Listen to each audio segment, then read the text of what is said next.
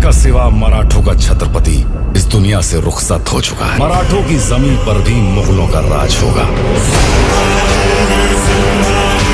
नमस्कार दोस्तों, अभी अभी हम देख के आए हैं छावा, जो कि है छत्रपति संभाजी महाराज की biopic, directed by Laxman Utekar, produced by Maddock films, starring Vicky Kaushal, Rashmika Mandanna, Akshaye Khanna, Diana Penty, Ashutosh Rana और बहुत सारे बढ़िया एक्टर्स। तो कैसी लगी आपको ये बायोपिक? ऐसे बताओ, सही फिल्म है, देखनी तो चाहिए सभी को। देखो, सब बोल रहे थे ये फिल्म तो मैडक फिल्म्स के अंदर बनी है, जो मैडक फिल्म्स के अंदर बनी है चलेगी, बट दिस फिल्म जो मैडक ने दिखाया है ना, तो भाई साहब क्या बताऊँ, आगे भी कितना कुछ है बोलने का। एकदम भाई साहब ब्रिलियंट। अभी जो बताने चाहूँगा थोड़ा एक कैटेगरी में है, इसमें अच्छा, एवरेज और वीक पॉइंट्स। फर्स्ट परफॉर्मेंसेस में जो विकी कौशल ने तो as Chhatrapati Sambhaji Maharaj was brilliant. मतलब उनका जो गुस्सा, उनका जो ब्रेवरी, अगर रियल लाइफ में अगर आपने उनके बुक्स पढ़े होंगे, अभी उनको कोई कुछ भी ऐसा चोट पहुंचाता था, he doesn't bend down, he roars like a lion. फिर दूसरे में रश्मिका मंदाना एज येसुबाई भोसले अच्छी थी। फिर अक्षय खन्ना साहब तो एज औरंगजेब, वो सिक्स्थ मुगल एम्परर। उनका जो लाइन बोलता है ना, जब वो छत्रपति शिवाजी महाराज के जाने के बाद बोलता है, शेर आ रहे हैं, संभाल लेना, वही लाइन था। और बाकी जो एक्टर्स ने जो दिखाया गया एकदम सही था, ब्रिलियंट। और दूसरा जो था उसका story, direction and screen play. देखो, जो डायरेक्शन दिया था लक्ष्मण उटेकर ने, एकदम अच्छे तरीके से दिखाया गया वो भी, और स्टोरी भी एकदम ब्रिलियंट, स्क्रीन प्ले भी एकदम सही। यही मतलब सही देखने को मिला। और तीसरा जो था उसका जो सीजीआई इफेक्ट्स, वीएफएक्स एकदम ब्रिलियंट था। अब जैसा कोई विकी कौशल की एंट्री होती है, मतलब उनका जो एक्शन सीक्वेंसेस भी ऐड करना चाहूँगा मैं उसी के अंदर, ब्रिलियंट टू सी।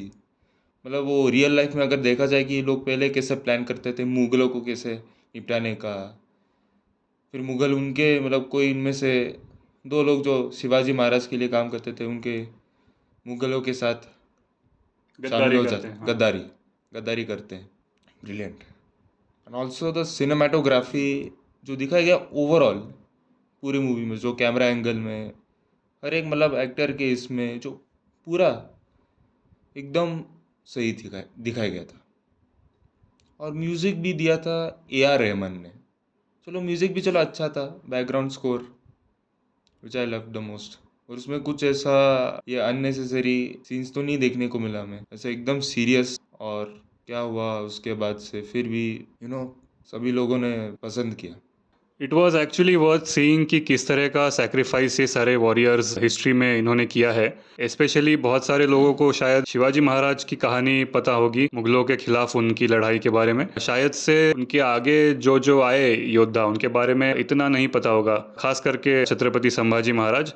और हिस्ट्री की किताब पढ़ने से ज़्यादा इस फिल्म को देखकर हो सकता है आज के जनरेशन जिन्हें ये सारी चीज़ें जाननी है वो अच्छी तरह से कनेक्ट कर पाए। एक्शन सीन्स जो हम नॉर्मली वॉर फिल्म्स में देखते हैं या हिस्टोरिक वॉर फिल्म्स में देखते हैं, उन्होंने बहुत ज़्यादा नहीं रखे। और एक चीज़ उसमें बता दूं तो उसमें ड्रामा दिखाया गया, फिर एक्शन चीज़ को मतलब ऐसा बोल रहे थे ना अननेसेसरी उसमें एडअप करके कब उसमें होनी चाहिए, इसमें दिखाया गया था। और ऑफ कोर्स AR रहमान का म्यूज़िक और जो बैकग्राउंड स्कोर है वो भी एकदम अप्रोप्रिएट लगता है। जब जब मुगलों के सीन्स दिखाए जाते हैं और मराठा योद्धाओं के, तो समझ आता है कि किस तरह का माहौल हुआ था उस वक्त। और कुछ कुछ ऐसे डिस्टर्बिंग विजुअल्स भी है, हम ज़्यादा रिवील नहीं करेंगे, मगर टूवर्ड्स द लास्ट सीन जब जाते हैं वो संभाजी महाराज औरंगजेब से मिलने, तो उनके बारे में क्या कहना चाहेंगे? क्या वो देखने चाहिए हम लोगों को?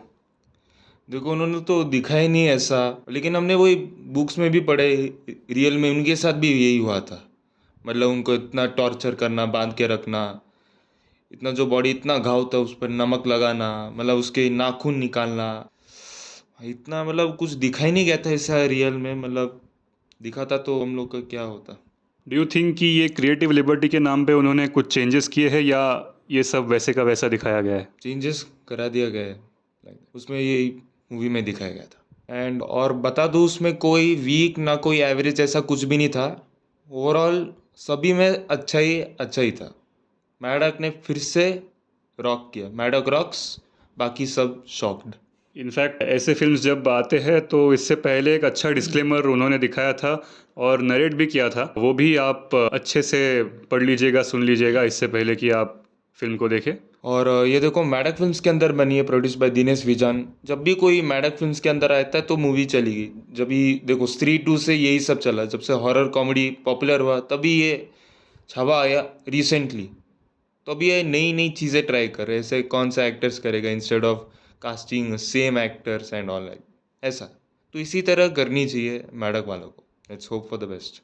आज वैलेंटाइंस डे है, वैलेंटाइन से क्या लेना देना। देखो वैलेंटाइंस डे पे रिलीज़ करा दिया गया है आज छावा को, क्योंकि पहले पुष्पा 2 के साथ क्लैश करने वाले थे, लेकिन अच्छा हुआ डिसीजन बनाया कि आज रिलीज़ कराया गया था, नहीं तो पता नहीं इनका बॉक्स ऑफिस में क्या असर पड़ता। और इस बात का भी जिक्र करना चाहूँगा कि कुछ मराठी एक्टर्स को भी इसमें लिया गया है, सूरज जोशी और सारंग साठे और संतोष जुवेकर।